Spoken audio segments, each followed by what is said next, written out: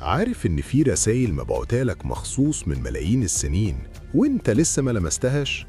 النجوم اللي فوق دي مش مجرد زينة في السماء، دي الخريطة اللي شايلة شفرة حياتك، رزقك وحتى وجع قلبك.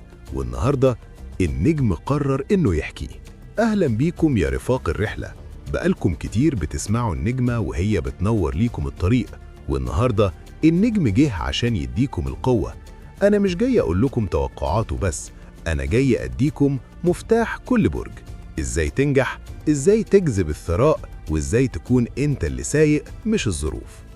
ركزوا معايا جدا في حلقة النهاردة، لأننا هنفتح حصالة 3 أبراج الفلوس بتجري وراهم في بداية 2026.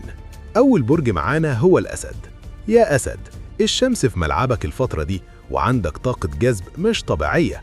السر إن الفلوس عندك جاية من علاقاتك، في شخص جديد هيدخل حياتك أو باب قديم هيتفتح بسببه هتمسك أول خيط لمشروع كبير. نصيحتي ليك كنجم، استخدم قانون الظهور، ما تستخباش، البس شيك، اتكلم بثقة وسوق لنفسك. النجوم بتقولك اظهر والرزق هيعرف عنوانك. تاني برج وهو صاحب الأرض والمال، برج الثور. انت بقالك فترة صابر على أرض ناشفة، بس أبشر، الحصاد بدأ. السر إن في مبلغ مالي غير متوقع داخل جيبك، ممكن يكون مكافأة، ورث، أو رد دين قديم كنت نسيته. نصيحتي ليك، طبق سر نيكولا تسلا 369. كل يوم الصبح اكتب رقم المبلغ اللي نفسك توصل له 3 مرات، وبالنهار 6 وبالليل 9. طاقة الثور مع النظام ده بتعمل معجزات في جذب المادة. تالت برج وهو اللي ما بيعرفش المستحيل، برج الجدي. انت اكتر واحد تعبت في السنة اللي فاتت، وعشان كده 2026 جاية تصالحك وبقوة. السر في ترقية أو نقلة وظيفية هتحطك في مكانة مالية تانية خالص. الجدي الفترة دي عنده رؤية ثاقبة، لو فكرت في استثمار عقاري أو تجارة ده وقتك.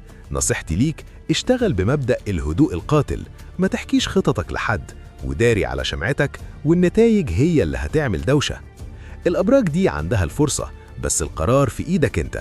لو انت واحد من ال3 أبراج دول، اكتب لي في التعليقات أنا مستعد لاستقبال الرزق، عشان تفعل الطاقة دي وتخلي عقلك هو المفتاح. ولو برجك مش منهم ما تقلقش، النجم لسه عنده حكاوي كتير لكل الأبراج. كنتم مع النجم بيحكي على قناة النجمة بتحكي.